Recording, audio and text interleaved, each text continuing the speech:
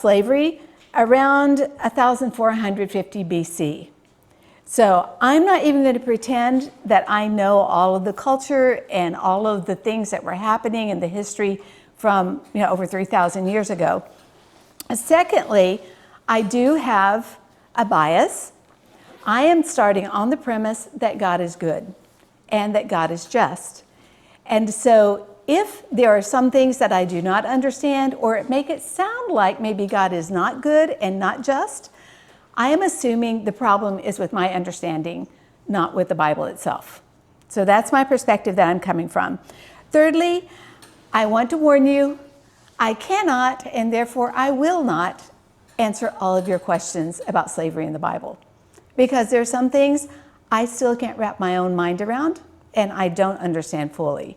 And I may never understand fully, but what I can understand is enough to make me feel like I'm on good, solid ground with God and who He is. So, as kind of a starter, God's character is one of love and justice. What shall we say then? Is there injustice on God's part? By no means. With the Lord our God, there is no injustice, no partiality, no bribe taking. But you, Lord, are a compassionate and gracious God, slow to anger, abounding in love and faithfulness. And so as we look at these different scriptures, we need to keep in mind, this is who we're talking about. And so we are talking about a God who is compassionate, gracious, and abounding in love and in faithfulness. When I say the word slavery, what pops into your mind?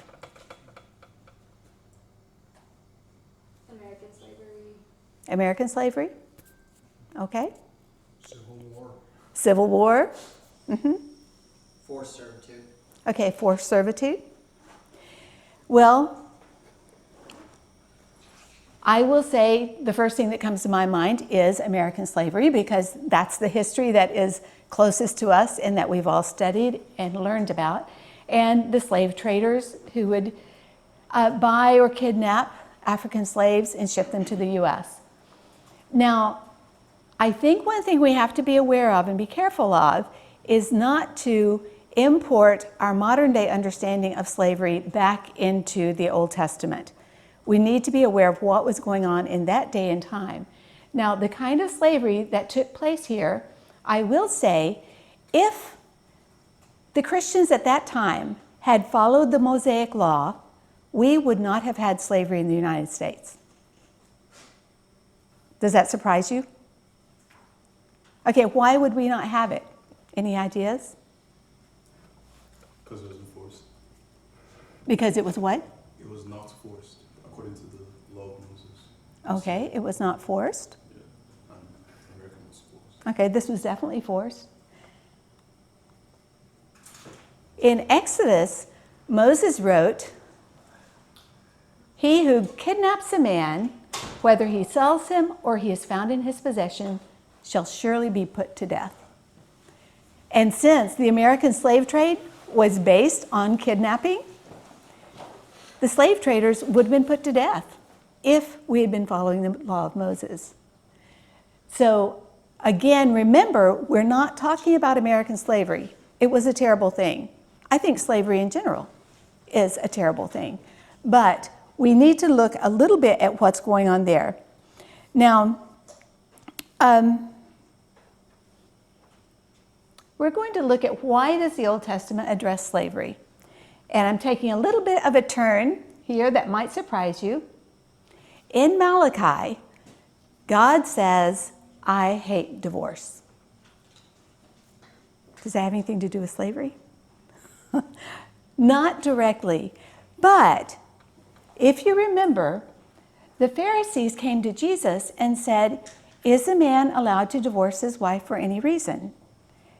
And Jesus responded, "Well, from the beginning, what God has brought together, let no man separate." But the Pharisees said, wait a minute. Moses gave permission. He gave guidelines for divorce. Because Moses said, when a man takes a wife and marries her, and it happens that she finds no favor in his eyes, he writes her a certificate of divorce and sends her out from his house. And so they were saying, God must surely approve now because it's written in Moses, in the law. Well, Jesus said, no. He replied, Moses permitted you to divorce your wives because of your hardness of heart, but it was not this way from the beginning. In other words, Moses allowed the man to give his wife a certificate of divorce, and in that day and age, a woman really couldn't survive without a husband. It wasn't like today where, oh, I'll just get a job and be a single mom. No, it was you needed a man's protection. And so it was protecting the vulnerable one in the relationship by her being given a certificate of divorce when her husband sent her away. But it was not God's original idea. It was not his design. I think we can apply that same idea to slavery. God doesn't condone slavery. I think we're going to see that. But the hardness in man's heart, because of that, it made rules about slavery necessary. So, like divorce, it wasn't part of God's original creation or his plan. What was from the beginning? Well, from the beginning, God created mankind in his own image. In the image of God, he created them. And God blessed them and said to them, rule over the fish in the sea and the birds in the sky and over every living thing that moves on the ground. In other words, man was made in God's image with value, with dignity, and with authority over all of creation. God did not create the idea of slavery. So I think we're going to find that the purpose of the Mosaic Law was not to justify slavery. It merely provided guidelines for the protection of servants and slaves in a flawed human system. Remember, we tend to put our modern day understanding of slavery and read it back into the Bible, but sometimes in history, slavery was actually the lesser of two evils because it offered provision and sometimes protection to the person who was going into slavery. So we're going to look at what types of slavery are addressed in the Old Testament. Today, we're not really looking at the New Testament, we're looking at the Old Testament and the Mosaic Law. So the first one was slavery that came from poverty or debt. It was very common if a countryman of yours becomes so poor with regard to you that he sells himself to you, you shall not subject him to a slave's service. But if your kinsman, a Hebrew man or woman, is sold to you, then he shall serve you 6 years, but in the 7th year you shall set him free. Now, for us, it's hard to think of, well, being poor enough that you would need to sell yourself into slavery. But you have to remember, there weren't governmental and societal safety nets for the poor necessarily. Poor people actually starved to death, and they still do today in many regions of the world. So it might have been preferable to sell yourself as a slave than to go hungry or to starve.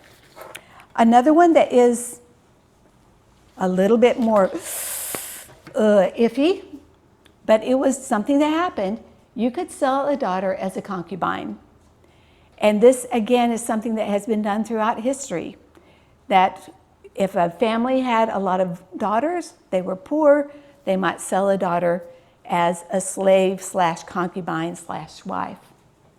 But in Exodus, it doesn't say you should do those things. It's not proscriptive, is that the word? I always get pro and prescriptive. Prescriptive is what you should do. Yeah, it wasn't prescriptive.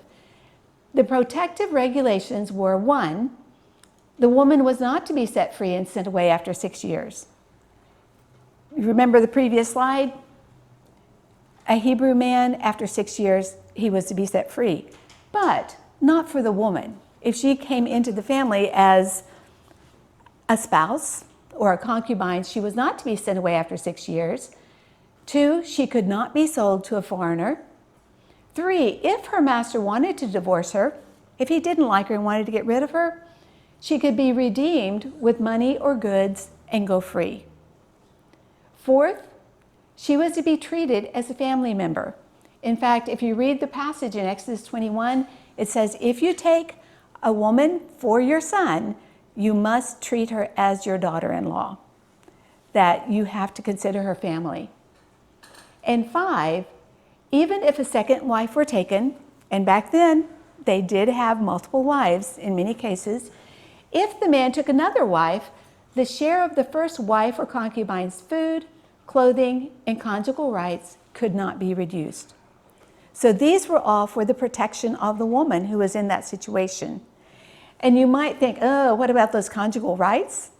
Well, those were important, not just so she could have sex, but in that time, your position in the household quite often depended upon your children, if you had children. And so her status in the family would be dependent upon the number of children she might have. So that was not to be taken away from her. What other kind of slaveries did they have? They had foreign slaves. And these were purchased, they were not kidnapped. But unlike slavery in the United States, ethnicity was not grounds for slavery. It was not a matter of ethnicity. In fact, God very clearly said, when a stranger resides with you in your land, you shall not do him wrong. The stranger who resides with you shall be to you as the native among you, and you shall love him as yourself, for you were aliens in the land of Egypt. And over in the Old Testament, you'll see that it refers back to the Jews' captivity in Egypt, saying you were slaves, you know what it was like, and so you are not to mistreat the servants or the slaves that you have. And interestingly, in Leviticus 25, the foreigners, whether from neighboring countries or living within Israel, could be acquired as permanent slaves. And again, this was probably economic slaves, that they were poor, they sold themselves to you. But if a foreigner became prosperous enough, he was allowed to buy Israelites as slaves, who could then later be redeemed. So it wasn't a one-way street. Slavery was something that was common, and it could go both directions, had nothing to do with their ethnicity. So far, I can kind of go, okay, that makes sense, that makes sense. Now we're going to get into the tough stuff, okay? This is a little bit harder to wrap your mind around. Do any of you remember the story of the Gibeonites? Okay, real briefly, when the Israelites were moving into the land of Canaan, they were wiping everybody out. Now that is a topic for another talk, another time. But the people in the land heard about them, and they were scared. So there were these guys, Gibeonites, who had a really clever plan. They put on really old, tattered clothes.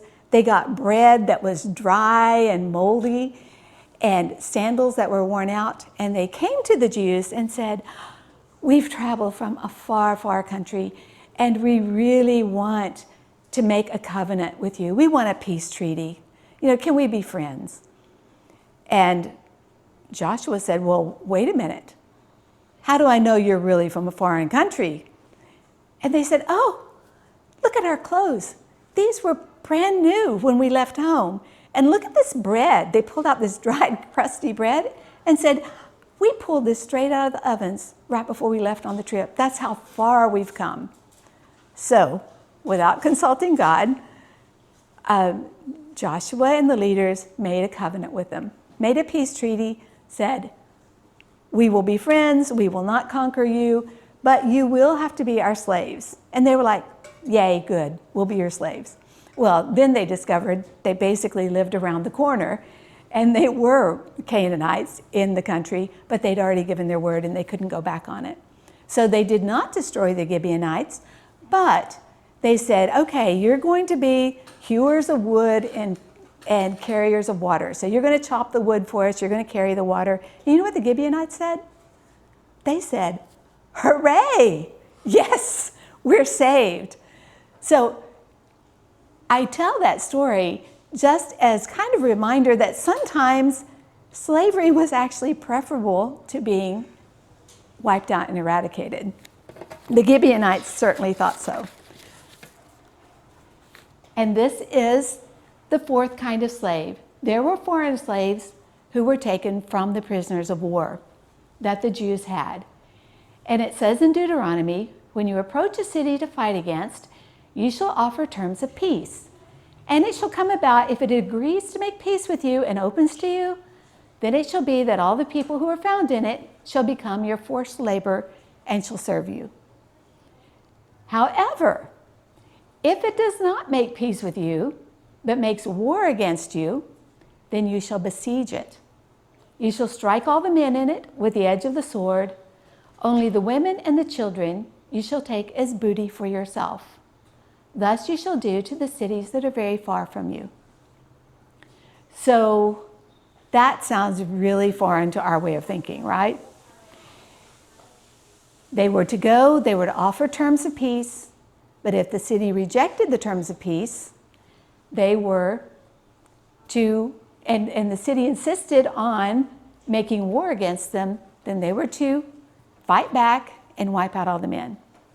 Now let me ask you, in that day and age, and remember, these countries were coming under judgment, at least some of them, because of the atrocity and the violence that was in the land. What do you think would happen to women and children who were left in a city with no men to protect them? My guess is it might not have gone very well for them, and they might not have survived very long. But God said, if you have a war and you wipe out the men, you may take the women and children back with you to your own land as booty. So basically, they would be your servants. Now, we're going to come back to this because this is a biggie, okay? We're going to come back to it, but before we do, we're going to look at what are the rules of slavery that were set in the Old Testament. Because when they brought these slaves back, there were certain rules for all slaves, whether they were Hebrews, whether they were foreigners.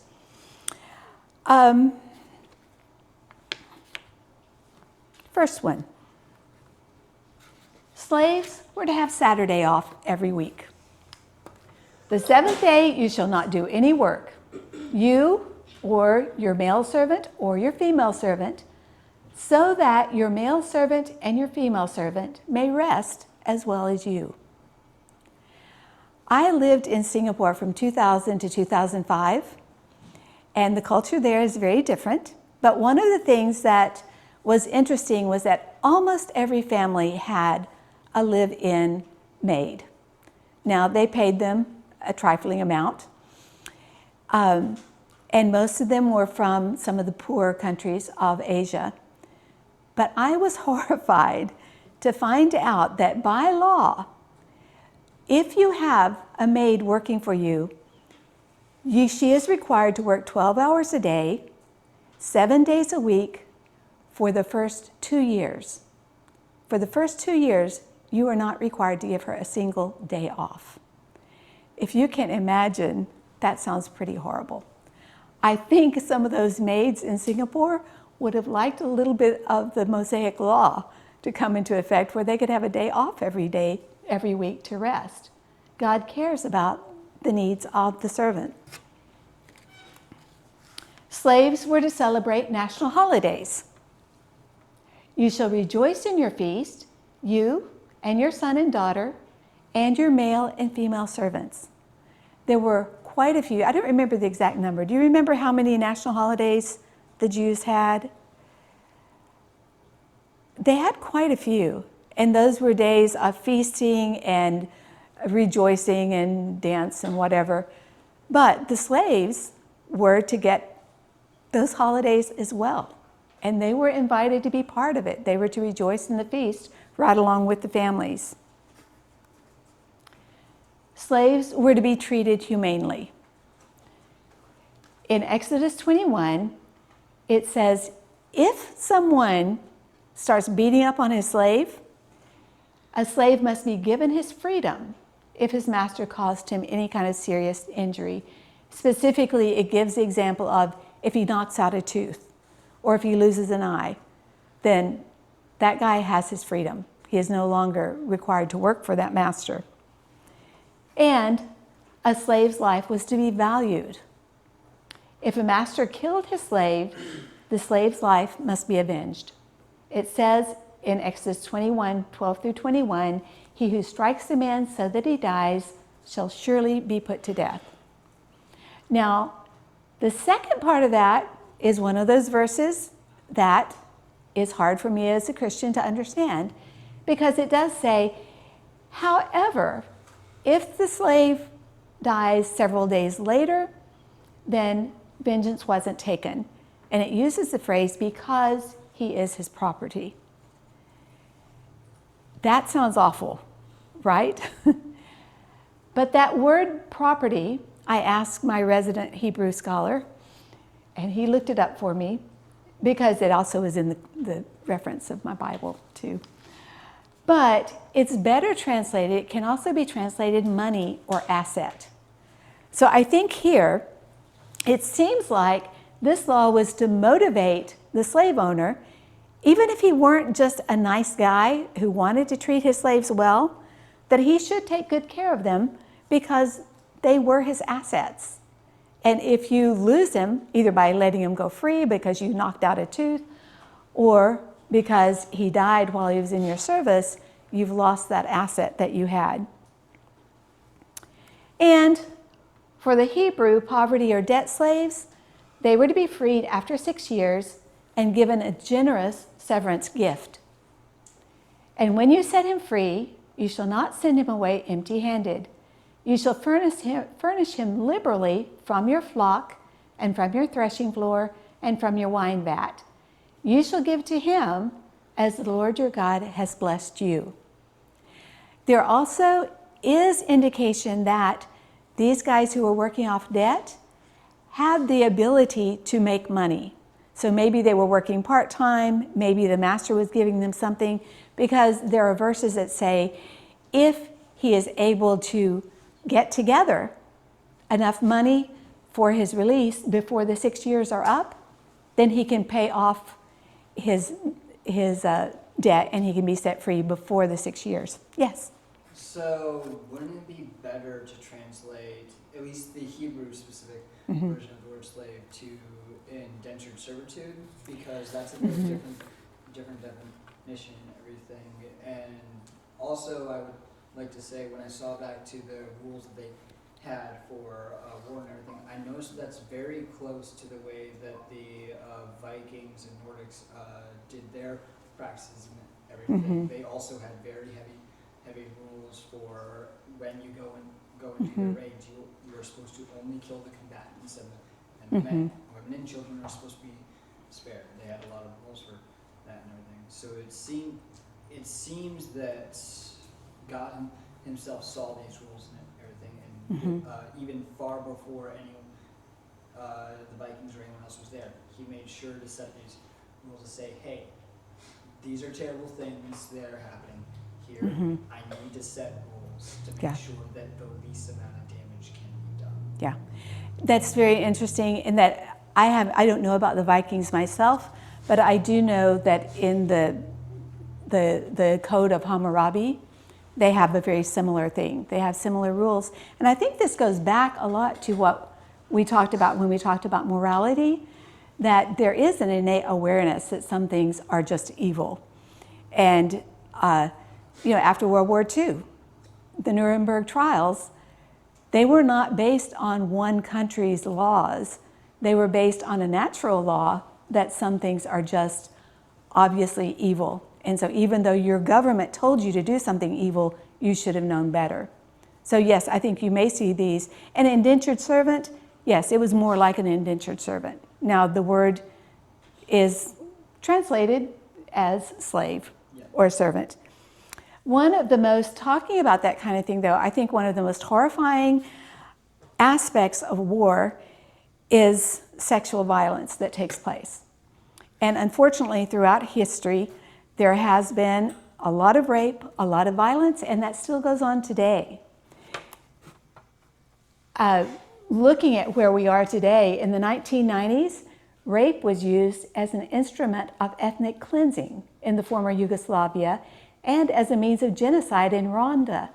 In the former case, women belonging to subjugated ethnic groups were intentionally impregnated through rape by enemy soldiers.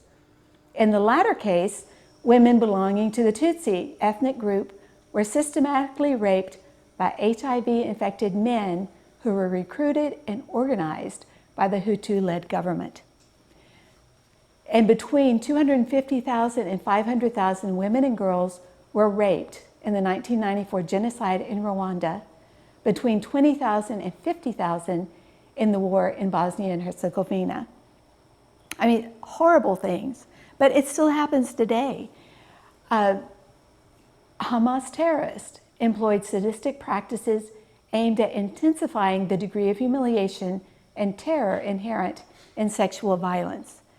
And with the recent thing that happened in Israel, there were a lot of women who were violently raped and then killed. And some of them afterwards, they found they had broken bones and all kind of horrible conditions just from the violence that was inflicted on them.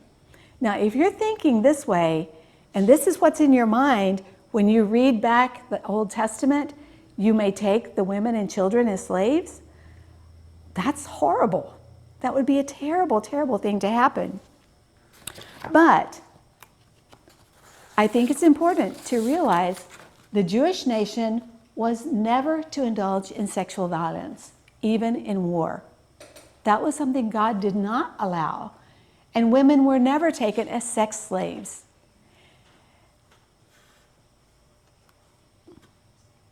What was the law on that? And I think this is actually kind of a sweet one. It's sad because I wouldn't want to be a slave and I wouldn't want to have my family killed in war, but it happens. But the Bible teaches if a Jewish soldier saw a beautiful slave girl among the captives and wanted her for himself, he was required to take her to her home, give her fresh clothing, then allow her time, and it says, quote, to mourn for her father and mother a full month. And after that, you may go into her and be her husband, and she shall be your wife. You shall certainly not sell her for money, and you shall not mistreat her.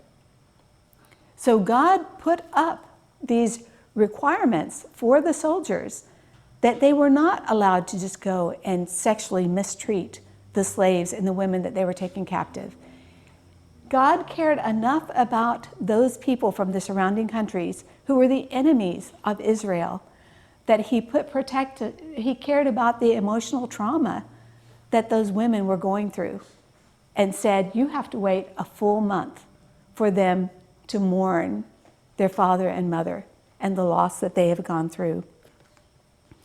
So in talking with people who use slavery in the Old Testament as a reason to say God is not caring, not compassionate, and not good, I have not yet met anyone who has actually brought up these rules of slavery to me.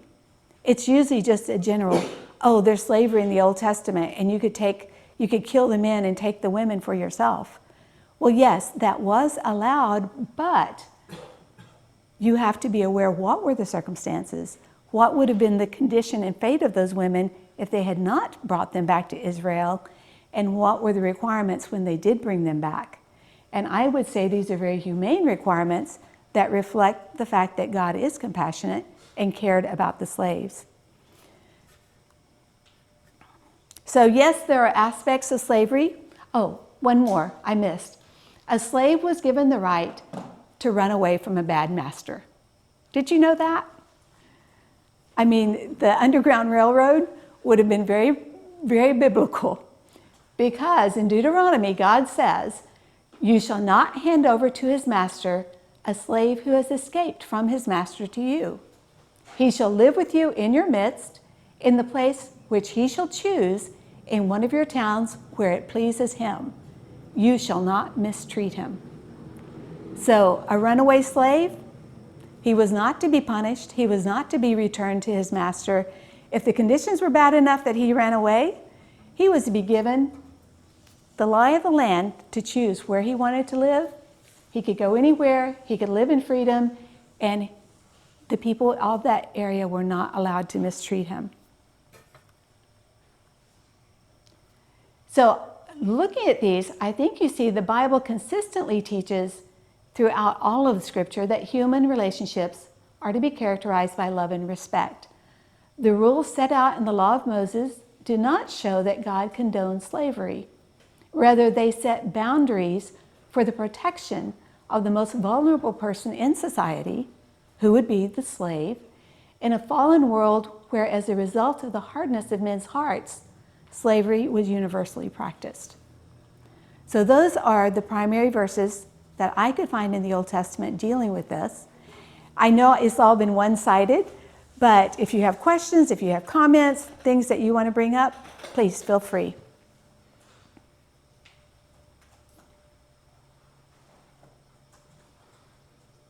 That's a great selection of verses.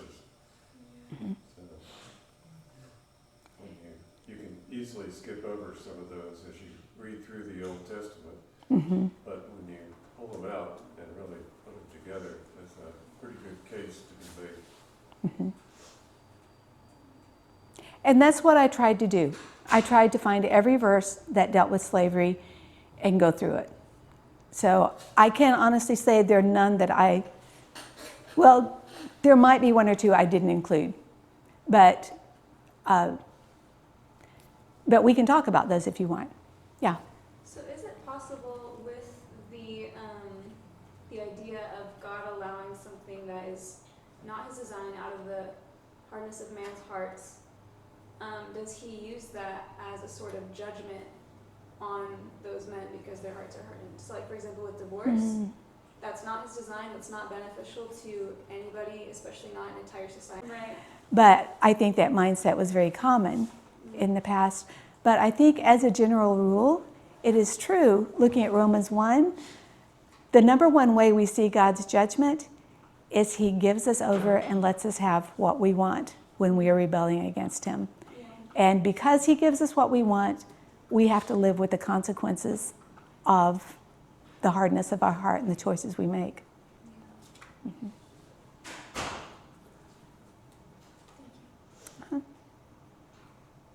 So I promised you that we would be finished by 8 o'clock tonight. I don't know what time. Did I keep my word? Oh my goodness, it's only 7:30. So yes, okay. Mesoma and then Nix, okay? It was kind of in the earlier slides. I don't remember exactly what slide, but there was something that I was like, I don't think I fully understood it. Mm-hmm. I don't know exactly. Do you know what the general, was it the rules? Was it the kinds of slaves? I think it was on the kinds of slaves. Okay. Let's just go through those real quickly. What's this one? Oh, You gotta click back on the PowerPoint. just, I have to make it like big again? Oh, okay, my bad. Thank you, Nix. Okay, so you think it was under the rules? Yeah. Okay. Or the kinds of slavery? I have no idea. Okay, I'm doing page up and page down and it's not changing. Do you know why? Sorry. This is not my forte.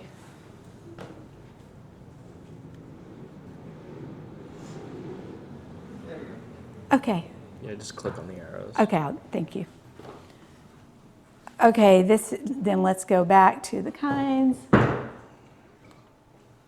The foreign slaves who were prisoners of war. The purchased foreign slaves.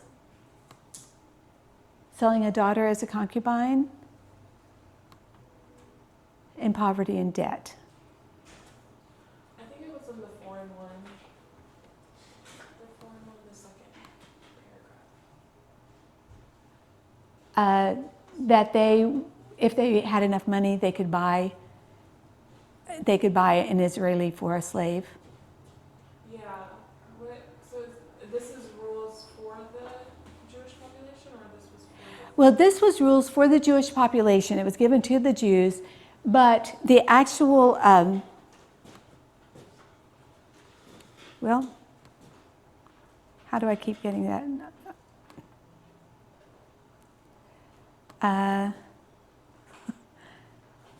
Okay, I lost it again. Okay, it was this one.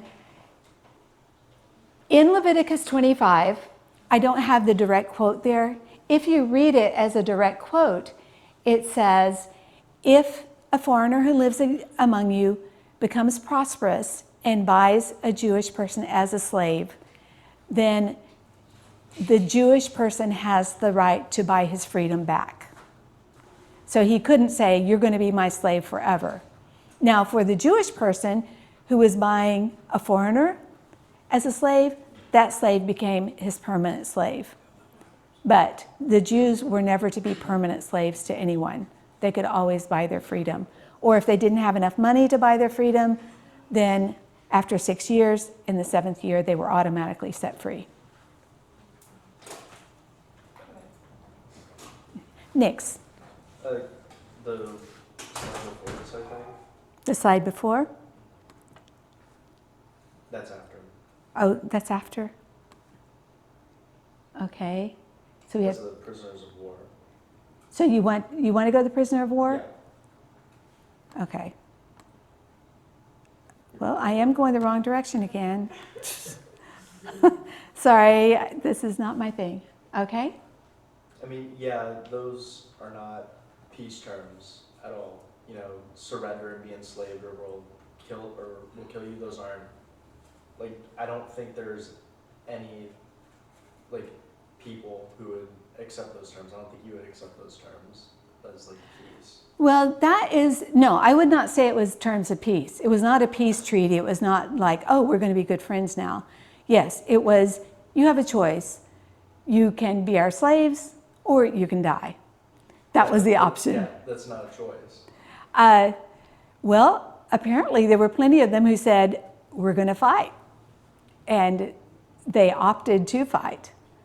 But, Yeah, and I it think does, it was. another thing that I think is interesting, and it's just kind of, you know, for what it's worth, this was for cities that were far from Israel. And so even if they went in and they conquered that city, they probably, if the city said, okay, we'll be your slaves, they probably were not going to move the entire population, all the men, back to the little tiny country of Israel. It probably would be they would serve as a vassal state. That, okay, you're going to stay here, you're going to work your land, you're going to do your crops, and you're going to send us X%, you know, like your taxes, because now you are our, you know, we're sovereign over you now, which is something that happens, you know, we've seen around the world throughout history. Yeah, it doesn't make it right. No, I'm not saying it's a good thing. It is what it was set up to be, though. I'm going to comment on this verse specifically. The reason why that it wasn't really quote-unquote peace is because in Leviticus, the Lord orders that the Israelites should love the foreigners. So if they're going to war against the foreigners, that means the foreigners did something to incite a war against Israel, which is why there is no terms of quote-unquote peace. So that's why they are quote-unquote invading the foreign land. Different from Canaan, where the Lord already ordered judgments on Canaan. And I think that would be a really interesting topic for us to look at, just the whole idea of a just war. Is there such a thing as a just war? And it is interesting because there were those in Canaan that their wickedness was so great, and it's the only example I think there is in the Bible of where God used the armies of the Israelites to carry out his judgment. And so he said, you eradicate them because their wickedness is so extreme, there's no coming back. But it was very interesting. In those other countries, some of them had mistreated the Jews. Some of them, the Jews were not allowed to touch, you know, with a 10-foot pole because they had done kindness to the Jews in the past, and God said, we'll leave those guys alone. So that would be an interesting topic for a talk, but it would definitely be an entire talk in and of itself. Yeah. Anything else? Okay, I don't have any discussion questions, so if you want to go get some cookies and go home and get a head start on your homework or hang around and talk, feel free.